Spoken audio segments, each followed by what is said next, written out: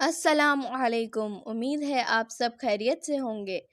آپ تمام ناظرین کو پیارے اسلام کی طرف سے خوش آمدید۔ آج جو کہانی ہم آپ کے سامنے پیش کرنے جا رہے ہیں اس کا عنوان ہے اصحاب کہف۔ سینکڑوں سال پہلے ایک ملک پر ظالم بت پرست بادشاہ حکومت کرتا تھا۔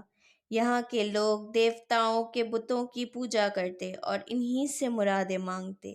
وہاں کے بادشاہ نے یہ قانون بنا دیا کہ جو کوئی بتوں کی پوجا نہ کرے اسے قتل کر دیا جائے۔ وہاں کے کچھ نوجوان اللہ تعالیٰ پر ایمان رکھتے تھے۔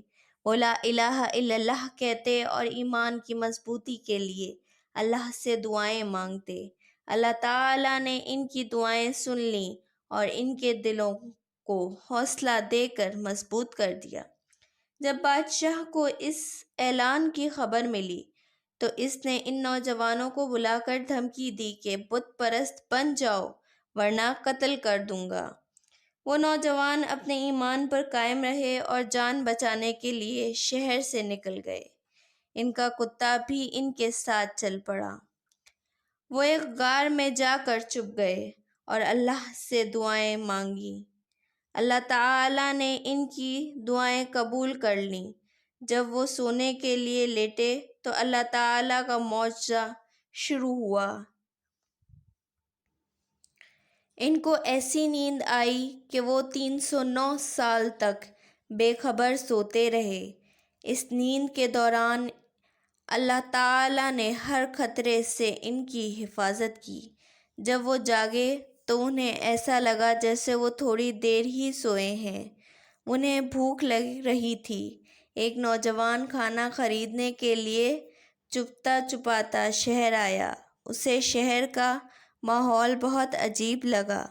ساری عمارتیں اور بازار بدل چکے تھے۔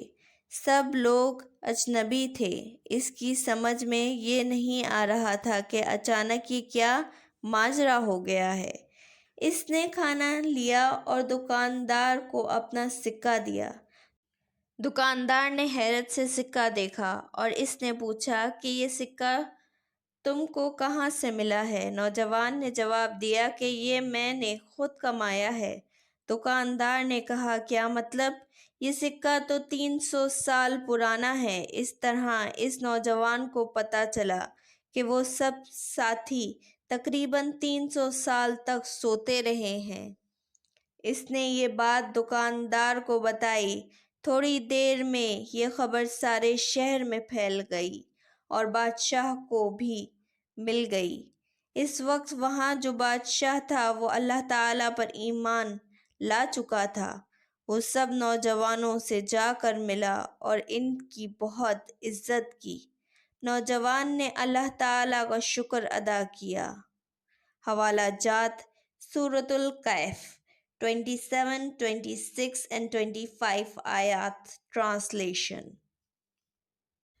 سبحان اللہ۔ ایسی مزید کہانیوں کو سننے کے لیے ہمارے ساتھ رابطہ بنائے رکھیں۔ ہمارے چینل کو لائک، شیئر اینڈ سبسکرائب کیجیے۔ جزاک اللہ خیر۔ فی امان اللہ۔